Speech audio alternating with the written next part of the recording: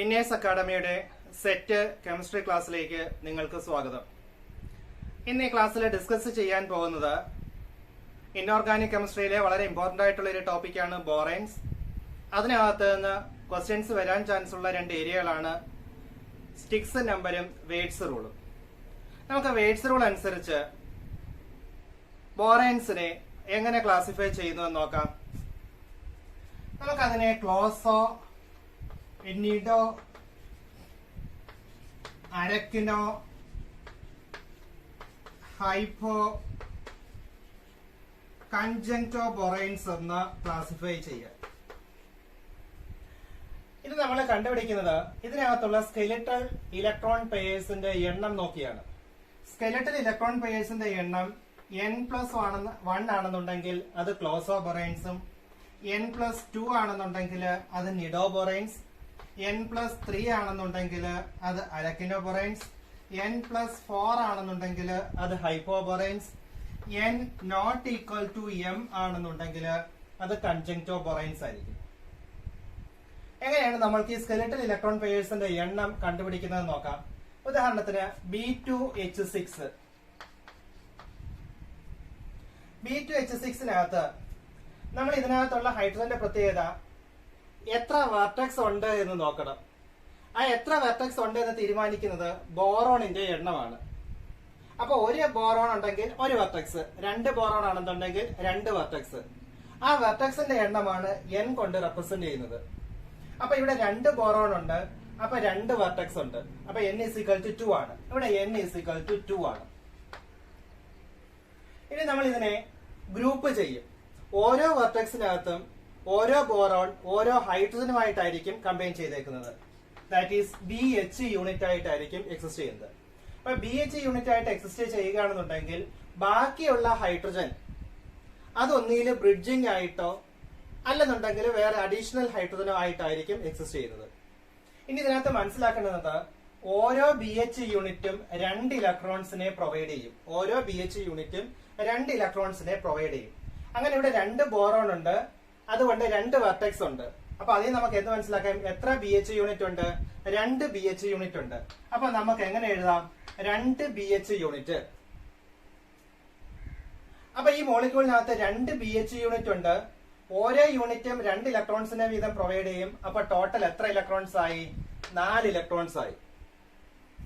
ഇനിയുള്ളത് 2 hydrogen BH യൂണിറ്റിനായിട്ട് അങ്ങ് പോയി. ബാക്കിയുള്ള ഹൈഡ്രജനെ നമ്മൾ ക്ലാസിഫൈ ചെയ്യണം. ബാക്കിയുള്ള എത്ര ഹൈഡ്രജൻ ഉണ്ട്? 2 ഹൈഡ്രജൻ ഇവിടെ ഉപയോഗിച്ചു. ബാക്കി 4 ഹൈഡ്രജൻ ഉണ്ട്.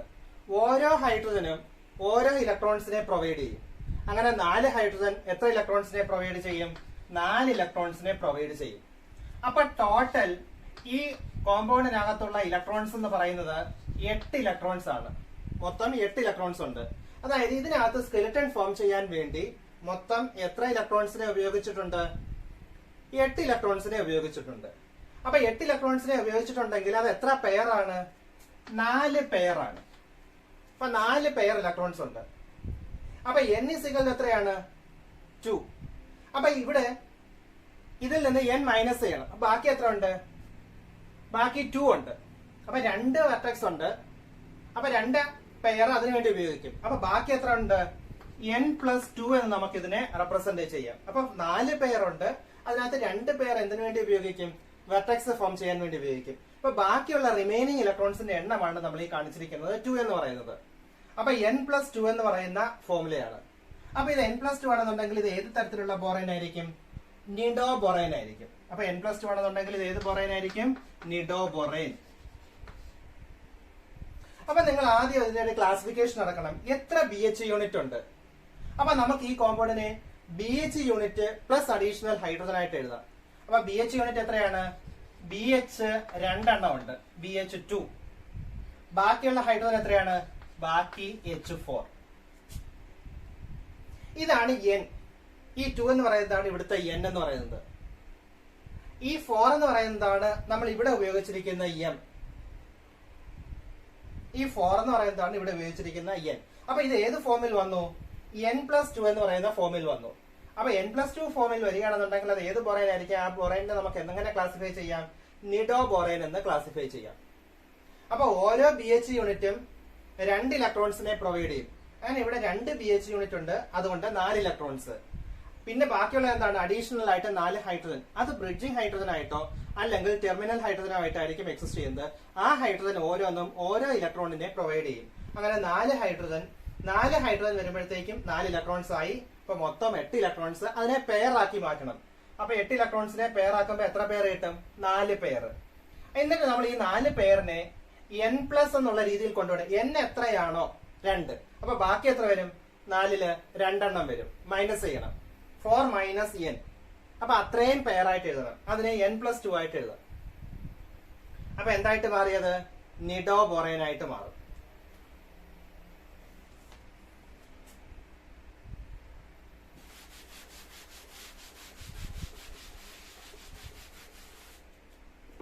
ഇനി second example B12H12 2 minus B12H12 2 minus.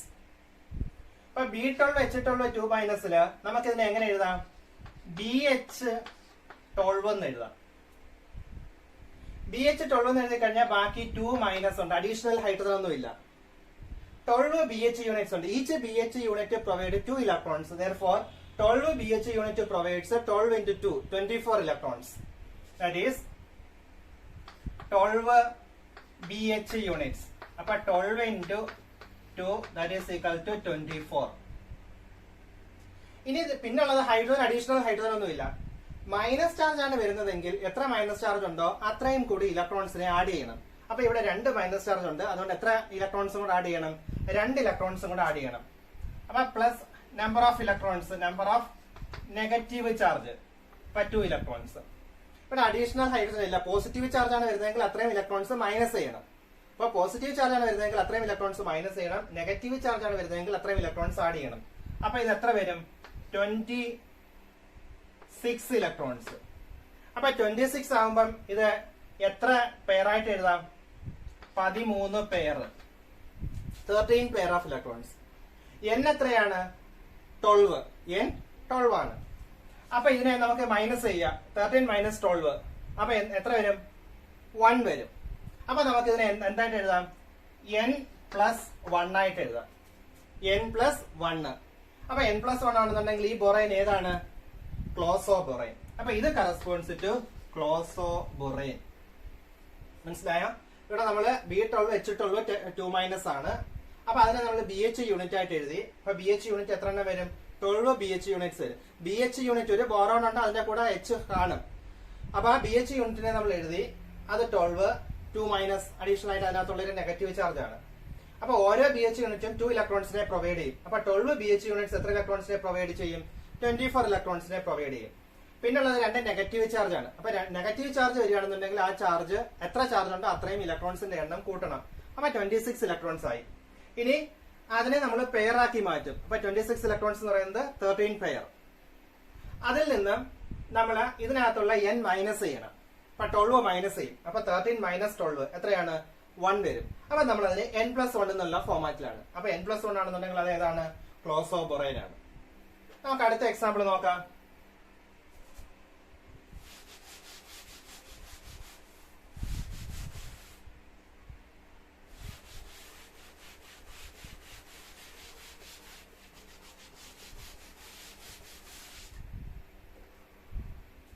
അടുത്ത മൂന്നാമത്തെ എക്സാമ്പിൾ ആണ് B4H8. നമുക്കിതിനെ എങ്ങനെ മാറ്റാം? BH 4 ടൈംസ്, പിന്നീട് ബാക്കി H4. അപ്പൊ 4 BH യൂണിറ്റ് ഉണ്ട്. അപ്പൊ 4 BH unit provides 4 into 2, 8 electrons. 4 BH unit provide 4 into 2, 8 electrons. ഇനി 4 ഹൈഡ്രജൻ ഉണ്ട്. ഓരോ ഹൈഡ്രജനും ഓരോ ഇലക്ട്രോൺസിനെ പ്രൊവൈഡ് ചെയ്യും. അങ്ങനെ 4 into 1, that is equal to 4. അപ്പൊ മൊത്തം എത്ര ഇലക്ട്രോൺസ് ആയി? 12 ഇലക്ട്രോൺസ് ആയി. മൊത്തം 12 ഇലക്ട്രോൺസ് ആയി. അപ്പൊ 12 ഇലക്ട്രോൺസിന് നമുക്ക് എങ്ങനെ എഴുതാം? 6 പെയർ. 12 ഇലക്ട്രോൺസ് ആകുമ്പോൾ 6 പെയർ. n എത്രയാണ്? 4. അപ്പൊ 6 മൈനസ് 4 എത്രയാണ്? 2. അപ്പൊ നമുക്ക് ഇതിനെ ഏത് ഫോർമാറ്റിൽ n എത്രയാണ്? 4. അപ്പം n മൈനസ് 6 മൈനസ് 4 എന്ന് പറയുമ്പോൾ n പ്ലസ് 2 എന്ന് കിട്ടും. അപ്പൊ ഇത് n പ്ലസ് 2 എന്ന് പറയുന്ന ഫോർമാറ്റിലാണ്. അതായത് ഇതിനകത്തുള്ള സ്കെലിറ്റൽ ഇലക്ട്രോൺ പെയേഴ്സിന്റെ എണ്ണം n പ്ലസ് 2 ആണ്. അപ്പൊ n പ്ലസ് 2 ആണെന്നുണ്ടെങ്കിൽ അത് ഏത് ബൊറേനാണ്? നിഡോ ബൊറേൻ. നിഡോ ബൊറേൻ ആണ്. അപ്പൊ B4H8 എന്ന് പറയുന്നത് നിഡോ ബൊറേൻ ആണ്.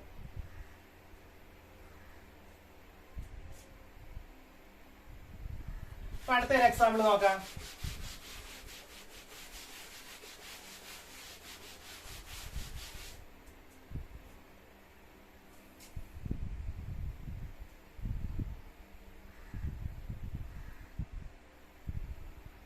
ഇനി B4H10.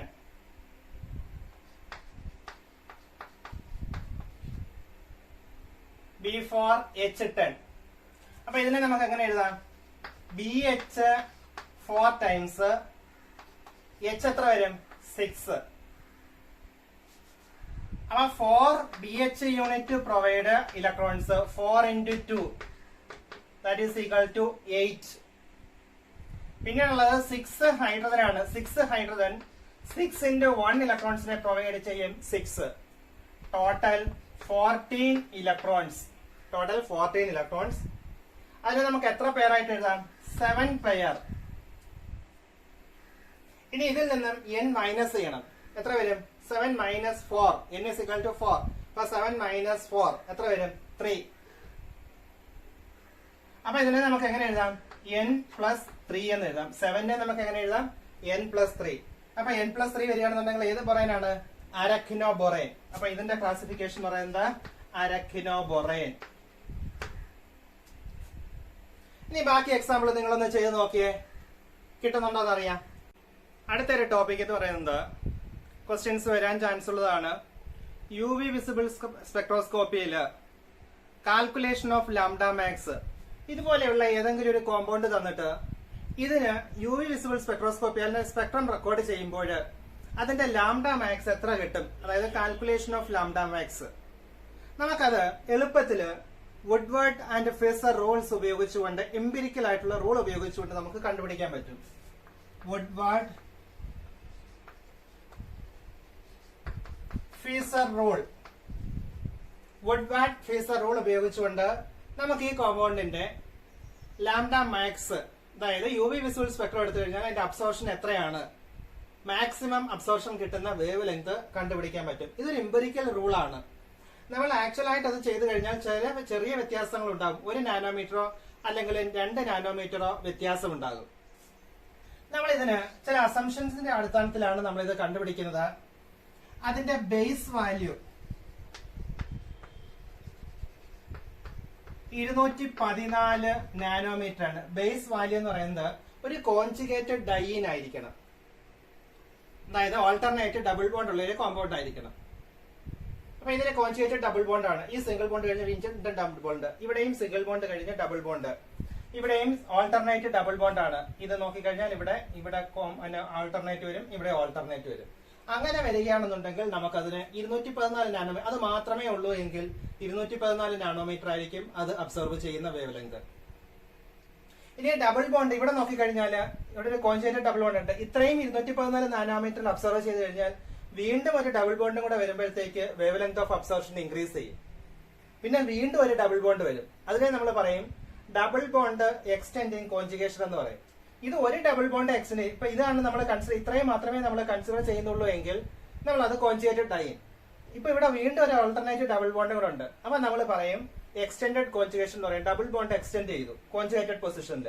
ഇങ്ങനെ ഒരു ഡബിൾ ബോണ്ട് കൂടെ അഡീഷണൽ ആയിട്ട് വന്നിട്ടുള്ളെങ്കിൽ അതൊരു 30 നാനോമീറ്റർ കൂടെ 30 നാനോമീറ്റർ കൂടെ ഇൻക്രീസ് ചെയ്യും. വീണ്ടും ഇവിടെ ഒരെണ്ണം കൂടെ വന്നിട്ടുണ്ട്. അപ്പൊ എന്ത് ചെയ്യും? 2 ഡബിൾ ബോണ്ട് എക്സ്റ്റെൻഡിങ് കോൺജുഗേഷൻ ഉണ്ട്. അപ്പൊ 2 ഡബിൾ ബോണ്ട് എക്സ്റ്റെൻഡിങ് കോൺജുഗേഷൻ ഉള്ളത് കൊണ്ട് അത്രയും കൂടെ ഇൻക്രീസ് ചെയ്യും. അപ്പൊ double bond extending conjugation, double bond extending conjugation അത് 30 നാനോമീറ്റർ ആണ്. ഇനിയുള്ള പ്രത്യേകത എന്ന് പറഞ്ഞാൽ ഇതിനകത്തെല്ലാം ഡബിൾ ബോണ്ട് 2 വ്യത്യസ്ത റിംഗില, ഇവിടെയും 2 വ്യത്യസ്ത റിംഗില. ഇവിടെ നോക്കിയേ, ഈ ഒരു റിംഗ് കൺസിഡർ ചെയ്ത് കഴിഞ്ഞാല് ആ ഡബിൾ ബോണ്ട് ഒരു റിംഗിനകത്ത് വന്നേക്കുക. ഇങ്ങനെയുള്ള ഡൈൻ അതിനെ നമ്മൾ പറയുന്ന പേരാണ് ഹോമോ ആനുലാർ ഡൈൻ എന്ന് പറയും. Homo annular diene. ഇങ്ങനെ ഡബിൾ ബോണ്ട് ഒരു റിങ്ങിനകത്ത് വരികയാണെന്നുണ്ടെങ്കിൽ അതിന്റെ വേവ് ലെങ്ത് ഓഫ് അബ്സോർപ്ഷൻ വീണ്ടും ഇൻക്രീസ് ചെയ്യും. അത് ഏകദേശം ഇൻക്രീസ് ചെയ്തത് 39 നാനോമീറ്റർ ഇൻക്രീസ് ചെയ്യും, പ്ലസ് 39. അപ്പൊ നമ്മൾ ഡബിൾ ബോണ്ട് എക്സ്റ്റൻഡിങ് കോഞ്ചുഗേഷൻ ഉണ്ട്, ഒരെണ്ണത്തിന് 30 കൂട്ടണം, ഒന്നും കൂടെ വരികയാണെന്നുണ്ടെങ്കിൽ വീണ്ടും ഒരു 30 കൂടെ കൂട്ടണം, മൊത്തം രണ്ടെണ്ണത്തിന്റെ 60 എണ്ണം കൂട്ടണം. ഇനി രണ്ട് ഡബിൾ ബോണ്ട് ഒരേ റിങ്ങിൽ വരികയാണെങ്കിൽ നമ്മൾ അതിനെ ഹോമോ ആനുലാർ ഡൈയീൻ എന്ന് പറയും. ഇത് രണ്ട് വ്യത്യസ്ത റിങ്ങാണ്, അതിനെ നമ്മൾ ഹെറ്ററോ ആനുലാർ ഡൈയീൻ എന്ന് പറയും. അപ്പൊ ഹെറ്ററോ ആനുലാർ ഡൈയീന് പ്രത്യേകിച്ച് വ്യത്യാസമൊന്നുമില്ല. ഹോമോ ആനുലാർ ഡൈയീൻ ആണെന്നുണ്ടെങ്കിൽ 39 ഇൻക്രീസ് ചെയ്യും. വീണ്ടും ഇവിടെ ഒരു ഡബിൾ ബോണ്ടും കൂടെ വന്നായിരുന്നെങ്കിൽ രണ്ട് ഹോമോ ആനുലാർ ഡൈയീൻ വന്നേനെ, അപ്പൊ രണ്ടെണ്ണം കൂട്ടേണ്ടി വന്നേനെ. ഇനിയുള്ളത് ആൽക്കൈൽ ഗ്രൂപ്പ് അല്ലെങ്കിൽ റിംഗ് റെസിഡിയോ. ഈ ഡബിൾ ബോണ്ട് നമ്മൾ കൺസിഡർ ചെയ്ത് കഴിഞ്ഞാൽ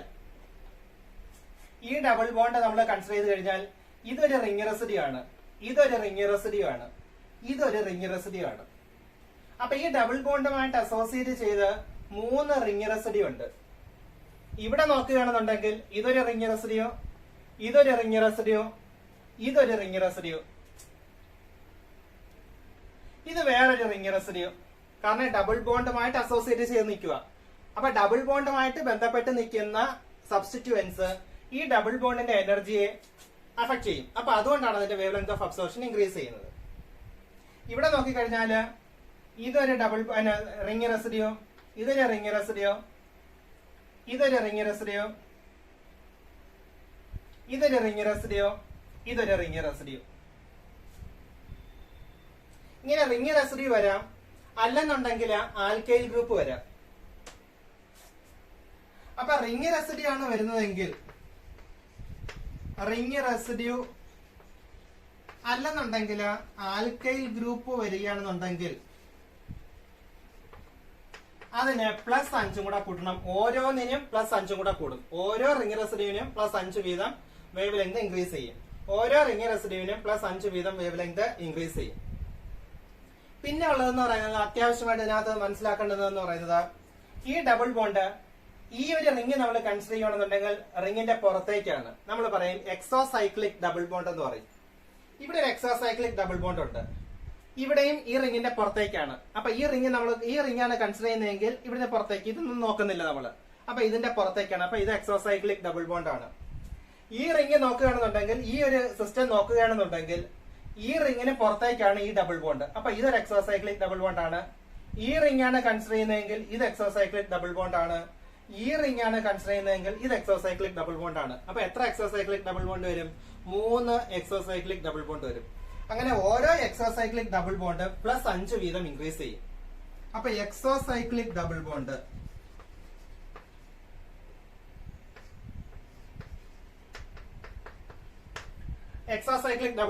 +5 വീതം ഇൻക്രീസ് ചെയ്യും. ഇനി നമുക്ക് ഓരോന്നിന്റെയും ലാംഡ മാക്സ് ഒന്ന് കാൽക്കുലേറ്റ് ചെയ്ത് നോക്കാം. ഈ കോമ്പൗണ്ടിന്റെ ബേസ് വാല്യൂ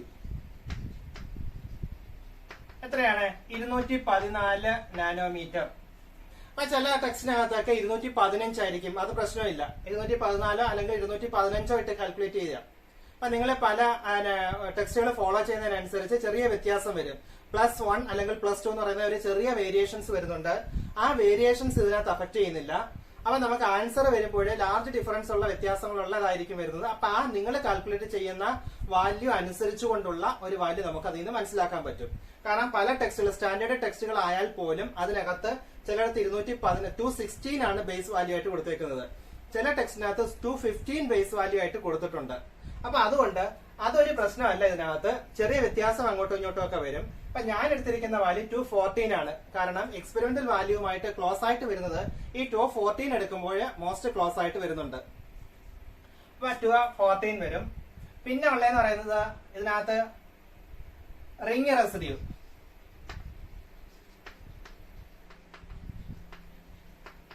റിംഗ് റെസിഡ്യൂ എത്ര ഉണ്ട്? 1, 2, 3. അപ്പൊ 3 ഓരോ റിംഗ് റെസിഡ്യൂ എത്ര വീതം ഇൻക്രീസ് ചെയ്യും? 5 വീതം.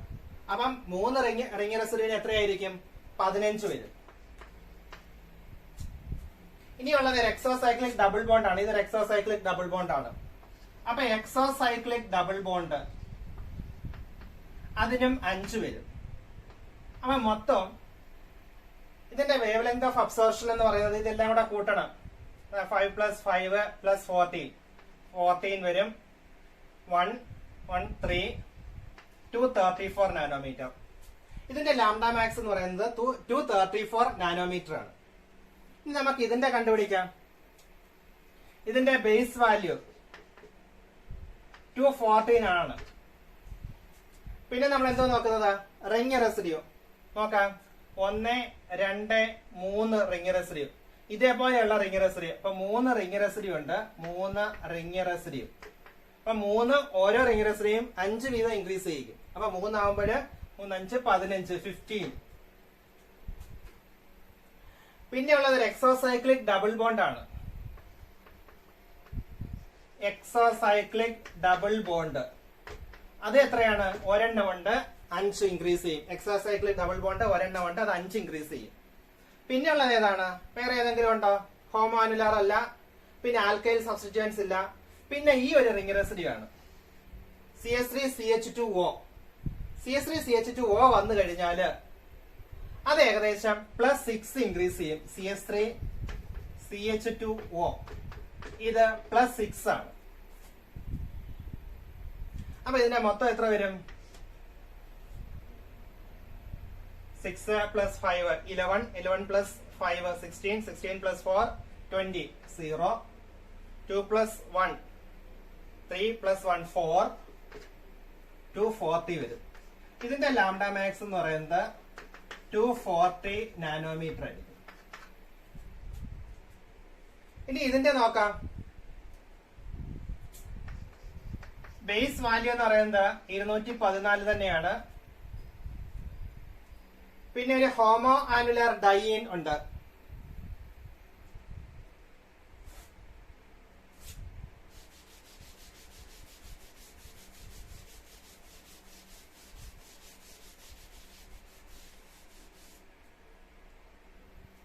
ഈ കോമ്പൗണ്ടിന്റെ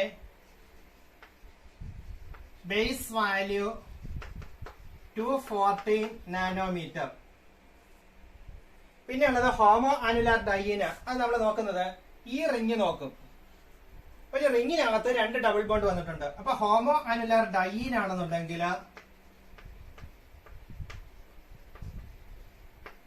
+39 കൂടെ കൂട്ടണം. +39 കൂട്ടണം.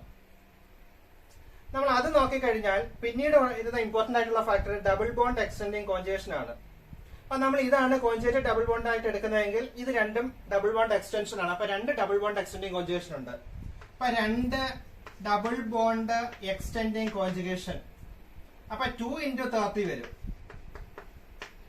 That is equal to 60. അപ്പൊ അത്രയും കൂടെ 60 നാനോമീറ്റർ കൂടെ കൂടും. പിന്നെ ഡബിൾ ബോണ്ട് എക്സ്റ്റെൻഡിങ് കോൺജുഗേഷൻ കഴിഞ്ഞ് അടുത്തത് എന്താണ്?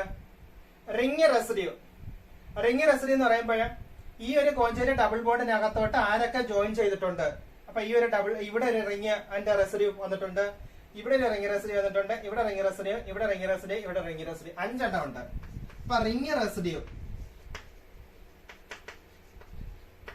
5 × 5 ദാറ്റ് ഈസ് ഈക്വൽ ടു 25. 5 × 5 25 25 വരും. അപ്പൊ അത്രയും കൂടെ കൂടും. പിന്നെ ഉള്ളത് എന്താണ്? എക്സോസൈക്ലിക് ഡബിൾ ബോണ്ട്. എക്സോസൈക്ലിക് ഡബിൾ ബോണ്ട് ഇതൊരു എക്സോസൈക്ലിക് ഡബിൾ ബോണ്ട് ആണ്. ഈ റിംഗിന് പുറത്തേക്കാണ് ഇത് എക്സോസൈക്ലിക് ഡബിൾ ബോണ്ട്. ഇതൊരു എക്സോസൈക്ലിക് ഡബിൾ ബോണ്ട്. ഇതൊരു എക്സോസൈക്ലിക് ഡബിൾ ബോണ്ട്. നമ്മൾ ഓരോ റിംഗിനെയും കമ്പയർ ചെയ്താണ് അത് എക്സോസൈക്ലിക് ആണോ നോക്കുന്നത്. അതായത് ആ കോൺജുഗേഷൻ റിംഗുമായിട്ട് വരുന്നുണ്ട് എങ്കിൽ അത് കോൺട്രിബ്യൂട്ട് ചെയ്യും. അത് ഏതെങ്കിലും റിംഗിന് പുറത്തേക്കാണോ എന്നുള്ളത് നോക്കണം. അപ്പൊ ഈ ഡബിൾ ബോണ്ട് കോൺട്രിബ്യൂട്ട് ചെയ്യുന്നുണ്ട്. പക്ഷെ ഇത് ഈ ഒരു റിംഗ് നോക്കിക്കഴിഞ്ഞാൽ ഇതിന്റെ പുറത്തേക്കാം. ഈ ഡബിൾ ബോണ്ട് ഈ റിംഗ് നോക്കിക്കഴിഞ്ഞാൽ അതിന്റെ പുറത്തേക്കാം. ഈ ഡബിൾ ബോണ്ട് ഈ റിംഗ് നോക്കിക്കഴിഞ്ഞാൽ അതിന്റെ പുറത്തേക്കാം. അപ്പൊ 3 ഡബിൾ ബോണ്ട് എക്സ്റ്റെൻഡിങ് കോൺജുഗേഷൻ ഉണ്ട്. 3 × 30 ദാറ്റ് ഈസ് ഈക്വൽ ടു 90 വരും. പിന്നീടുള്ളത് CH3COO ഗ്രൂപ്പ് ആണ്. ഈ CH3CO ഗ്രൂപ്പ് ഒന്നും കോൺട്രിബ്യൂട്ട് ചെയ്യത്തില്ല. ഇതിന്റെ വാല്യൂ എന്ന് പറയുന്നത് 0 ആണ്. ഇനി ആൽക്കൈൽ ഗ്രൂപ്പ്സ് ഒന്നും ഇല്ലല്ലോ ഇതിനകത്ത്. ഇനി ഇവിടെയൊക്കെ CH3 ഗ്രൂപ്പ് ഒക്കെ വരികയാണെന്നുണ്ടെങ്കിൽ അത് നമ്മൾ നോക്കണം. അപ്പൊ അങ്ങനെയുള്ള റിംഗ് റെസിഡ്യൂസ് ആൽക്കൈൽ ഗ്രൂപ്പ്സ് ഒന്നും ഇല്ല, റിംഗ് റെസിഡ്യൂസ് മാത്രമേ ഉള്ളൂ. അപ്പൊ ഇതിന്റെ ടോട്ടൽ വാല്യൂ എത്രയാണെന്ന് നോക്കാം. 9 5 plus 9 14 14 plus 4 18 8 1 9 plus 1 10 12 18 21 22 428. ഇതിന്റെ ലാംഡ മാക്സ് എന്ന് പറയുന്നത് 428 കിട്ടും. Lambda max equal to 428 nanometre. അപ്പൊ ഇത്രയാണ് ഇതിന്റെ ലാംഡ മാക്സ് എന്ന് പറയുന്നത്. ഇനി സിമിലർ ആയിട്ടുള്ളതാണ് ഒരു ആൽഫ ബീറ്റ അൺസാച്ചുറേറ്റഡ് കീറ്റോൺസ് എന്ന് വരുന്നത്. അപ്പൊ ആൽഫ ബീറ്റ അൺസാച്ചുറേറ്റഡ് കീറ്റോൺസും ഇതേപോലെ നമുക്ക് കണ്ടുപിടിക്കാൻ പറ്റും. ഇതിനകത്തുനിന്ന് വരാൻ ചാൻസ് ഉള്ള രണ്ട് ടോപ്പിക്കുകളാണ്. ഒന്ന് ഇതേപോലെയുള്ള ആൽക്കൈൽ ഗ്രൂപ്പ്സുകൾ കോൺജുഗേറ്റഡ് ഡൈൻസും, രണ്ടാമത്തത് ആൽഫ ബീറ്റ അൺസാച്ചുറേറ്റഡ് കീറ്റോൺസ്, അതായത് ഈനോൺസ് എന്ന പേരിൽ അറിയപ്പെടുന്നത്. അപ്പൊ ഇത്രയാണ് നമുക്ക് ഇമ്പോർട്ടന്റ് ആയിട്ട് വരുന്ന രണ്ട് ടോപ്പിക്കുകൾ എന്ന് പറയുന്നത്. ഒന്ന് സ്പെക്ട്രോസ്കോപ്പിയിൽ നിന്ന് വരുന്ന ഇത് ഇമ്പോർട്ടന്റ് ആണ്, അതുപോലെ തന്നെ ബോറൈൻസും.